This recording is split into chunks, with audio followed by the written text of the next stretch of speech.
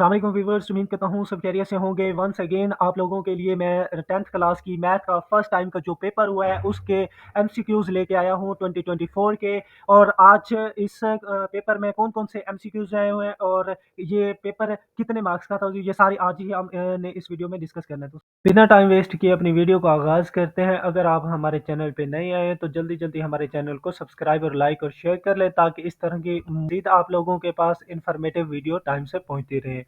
तो चलते हैं अपने एमसीक्यूज़ के पेपर की तरफ। तो पहला एमसीक्यूज़ है, आप लोगों के पास है कि अगर हमारे पास U is a directly proportional to V square, तो हमारे पास राइट आंसर है U is equal to K V square. Is the right answer is सी।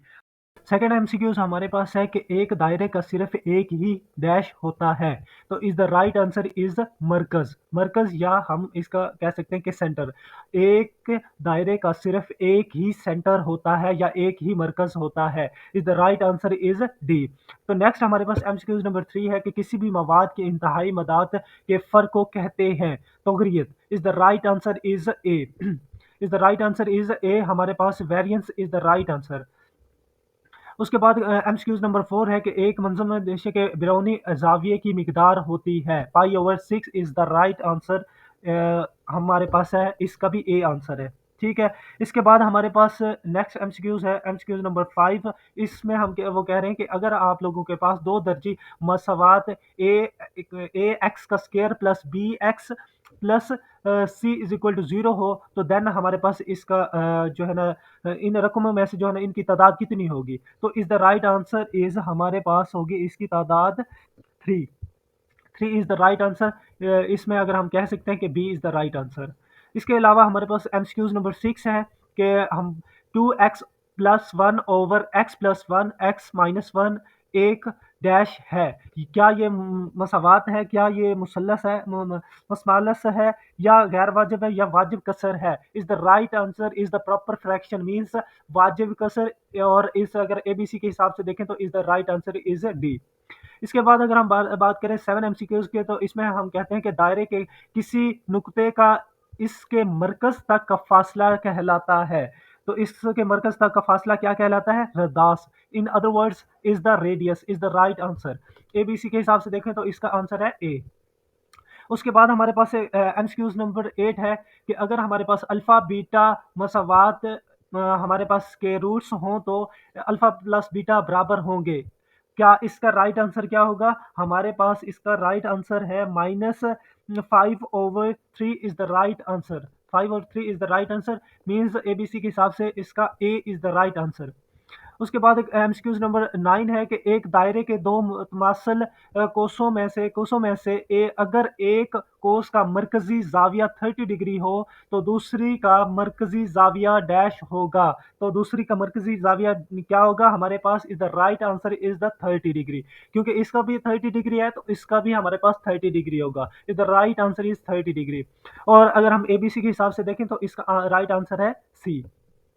उसके बाद हमारे पास वो कहते हैं कि जो है ना, हमारे पास एक सेट है डैश, एक सेट है। ये क्या कौन सा सेट है? आप लोगों ने बताना है कि इसमें ये कौन सा सेट है। तो इसका राइट आंसर अगर हम बात करें तो is the singleton set is the right answer means यक रुकनी। मतलब इसमें सिर्फ एक रुकन है, तो हम इसको कह सकते हैं कि यक रुकनी इज द राइट आंसर। हमारे पास एबीसी के लिहाज से इज द बी आंसर। इसके बाद हमारे पास एमसीक्यूज नंबर 12 है कि अगर हमारे पास ए निस्बत B is equal to X निस्बत वाई हो, तो इसका अक्स निस्बत कौन सा होगा? Is the right answer is A means that कि B over A is equal to Y over X is the right answer.